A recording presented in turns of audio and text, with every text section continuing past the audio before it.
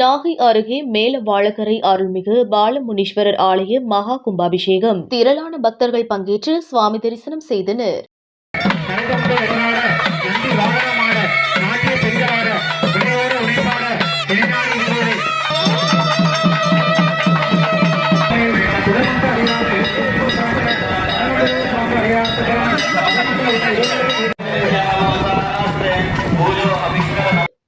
நாகப்பட்டினம் மாவட்டம் திருக்குவளை அடுத்த மேலவாழக்கரை கிராமத்தில் பழமை வாய்ந்த பாலமுனீஸ்வரர் ஆலயம் அமைந்துள்ளது.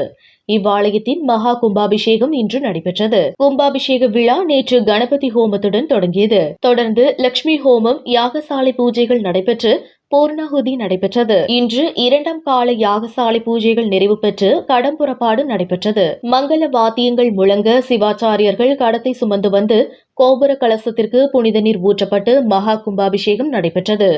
அதனைத் தொடர்ந்து புனித நீர் பக்தர்கள் மீது தெளிக்கப்பட்டது. தொடர்ந்து பாலமுனீஸ்வரருக்கு மகா தீபாரதனை காண்பிக்கப்பட்டு சிறப்பு அபிஷேகம் நடைபெற்றது. இதில் சுற்றுவட்டார பகுதிகளைச் சேர்ந்த திரளான பக்தர்கள் பங்கேற்று சாமி தரிசனம் செய்தனர்.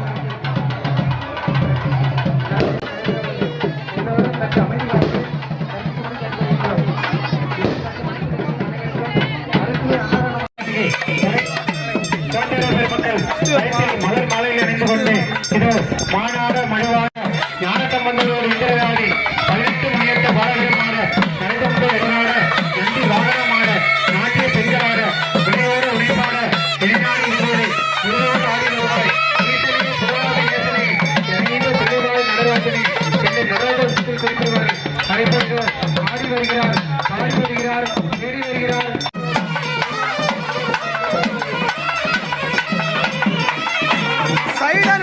மேல போட்டு சொன்னா சொன்னாரா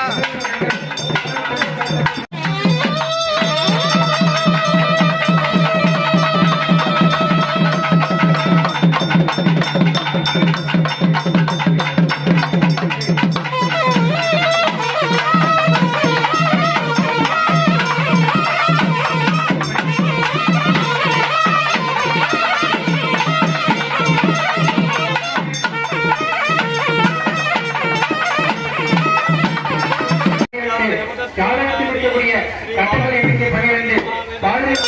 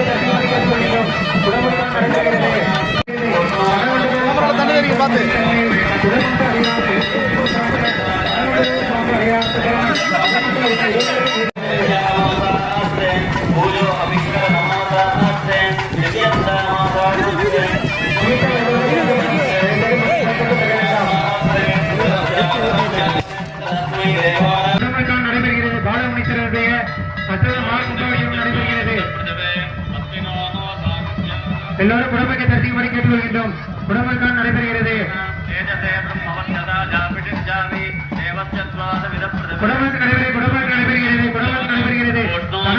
தாமரை பொன்முடி எல்லோரும் தரிசிக்கும்படி கேட்டுக்கொள்கின்றோம்.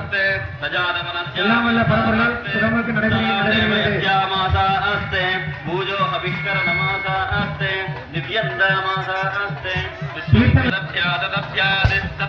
देवारासन्दां ध्रुवदादिवेशुमजानः सिन्नस्नास्वीमलादिव दूतं दरिद्रेणेव எல்லாம் வல்ல பரம்பொருளின் குருவர்களின் திருவள்ளுவர் கூட்டுவிக்க நடைபெற்றது.